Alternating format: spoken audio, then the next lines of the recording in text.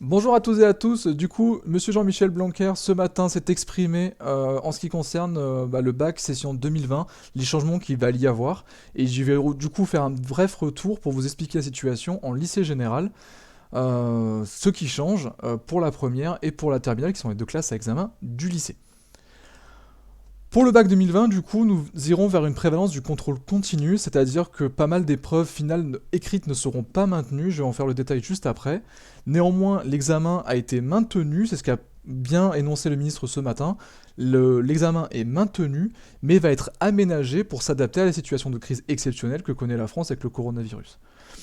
Pour les élèves en situation de handicap, les aménagements d'examen seront maintenus, soit par le biais d'associations, soit par d'autres biais extérieurs, mais dans tous les cas, c'était très clairement énoncé, ces biais seront utilisés et les élèves en situation de handicap auront leurs aménagements d'examen maintenus pour cette session du baccalauréat. Je vais commencer du coup par la classe examen de première, puis ensuite celle de terminale. Pour la première, du coup, actuellement, les élèves bénéficient de 3 spécialités qu'ils ont choisies, mais vont devoir choisir 2 d'entre elles pour les continuer en terminale. Donc du coup, une ne sera pas choisie pour la terminale. En ce qui concerne cette spécialité du coup qui ne sera pas continuée et le français, l'épreuve finale écrite ne sera pas maintenue. Il n'y aura pas du coup de composition écrite à la fin de l'année pour le français et la spécialité du coup qui n'est pas continuée en terminale. En ce qui s'agit de la note, elle correspondra aux moyennes obtenues dans les 3 trimestres de première dans la matière concernée. Cependant, notez-le bien, les notes obtenues pendant le confinement ne seront pas comptabilisées pour le calcul de cette note. Toutefois, et ça dépend de chaque professeur, c'est une consigne ministérielle, mais chaque professeur a le droit de prendre en compte ses résultats dans une note de participation peut-être, ou dans l'écriture de son appréciation dans le livret scolaire. En tous les cas, ces résultats vont témoigner de l'engagement et de la motivation de chacun, et ce sera très utile pour le livret scolaire, je l'ai mis en rouge, et je vous énoncerai en quoi le livret scolaire du coup va servir pour l'obtention de votre bac dans des diapos suivantes. En ce qui s'agit du coup de l'épreuve de français à l'oral, l'épreuve finale orale de français est maintenue. Néanmoins, vu que vous n'avez pas bénéficié des 5 dernières semaines de cours de manière présentielle, mais seulement à distance, en télétravail, seulement 15 textes seront retenus à travailler pour cette orale. Le déroulement, si jamais la situation revient à la normale d'ici là, donc ça veut dire qu'on aurait un retour au lycée dans des conditions normales de travail à la rentrée des vacances de printemps, du coup on aura un déroulement des épreuves finales orales de français vers fin juin ou début juillet. Toutefois, il est très vivement recommandé par le ministre de se mettre à lire pendant les vacances de printemps, étant donné que vous avez passé beaucoup de temps devant les écrans pour suivre vos cours, pour rendre vos devoirs, pour travailler, de déconnecter un petit peu et de retourner vers les livres, vers des supports qui ne sont pas du coup à base d'écran. Bien entendu, une autre consigne ministérielle a été de ne pas partir en vacances ailleurs en France ou ailleurs à l'étranger pendant ces vacances de printemps, mais de rester chez vous. Très important, ça aussi. En ce qui concerne les E3C d'histoire géo et de langue vivante, donc la session des E3C2, en sachant que le 3C1 est l'épreuve d'histoire géo et de langue vivante que vous avez déjà passé plus tôt dans l'année pour les premières, et que les E3C3 correspondront du coup à l'épreuve au passage que vous ferez en terminale. Donc l'épreuve écrite des E3C2 que vous auriez dû là avoir au retour des vacances de printemps ne seront pas maintenues. Elles ne sont pas maintenues. En ce qui s'agit de la note, elle correspondra à la moyenne établie par les E3C1 que vous avez déjà passé en première et les E3C3 que vous passerez en terminale. Donc, du coup, la moyenne de ces 2 notes constituera la note que vous auriez dû normalement obtenir à l'épreuve qui n'est pas maintenue et qui aurait dû normalement prendre place à la rentrée des vacances de printemps. Une matière du coup du tronc commun n'a pas été énoncée pour l'instant, c'est l'enseignement scientifique. Pour l'enseignement scientifique, vous auriez dû aussi avoir une épreuve écrite en mai, sachant que vous ne l'avez pas passée normalement lors des E3C1. Cette épreuve écrite en mai non plus n'est pas maintenue, mais par contre pour la note cette fois-ci, elle correspondra aux moyennes des 3 trimestres de première. Attention, encore une fois, les notes pendant le confinement ne devraient pas être comptabilisées pour le calcul de cette notation. Toutefois, elles témoigneront encore une fois de la motivation et de l'engagement de chacun pour le livret scolaire. En ce qui s'agit maintenant de la terminale, les épreuves écrites, toutes, sont non maintenues. Voilà, il n'y aura pas d'épreuves écrites pour la terminale, même la philo.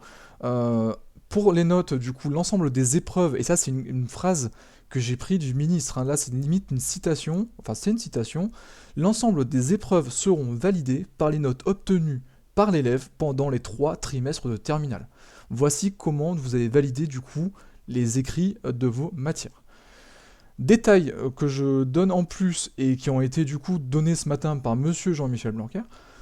Les notes des épreuves anticipées sont maintenues, donc pour tous les terminales, les épreuves que vous avez eues en français par exemple sont maintenues, à l'écrit comme à l'oral. Les mentions sont maintenues, donc du coup vous aurez toujours les mentions à bien, très bien, etc. qui sont maintenues, qui sont encore décrochables. Et vous aurez la présence d'un jury d'examen pour l'analyse du livret scolaire. Livret scolaire, donc du coup, que j'ai commencé à détailler tantôt. Donc du coup, qui va contenir à la fois votre engagement et votre motivation. Et du coup, on va voir un petit peu à quoi va servir ce jury d'examen qui va analyser du coup ce livret scolaire. Le jury d'examen, en fait, son rôle, ça va être de garantir l'équité entre les candidats dans le meilleur,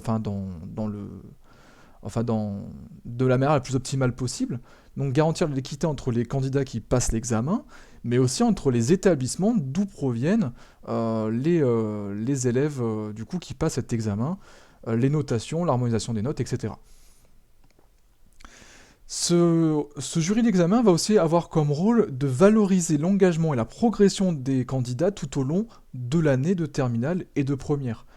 Donc du coup, le livret scolaire va avoir un rôle qui va être vraiment prépondérant dans cette valorisation que va apporter le jury d'examen.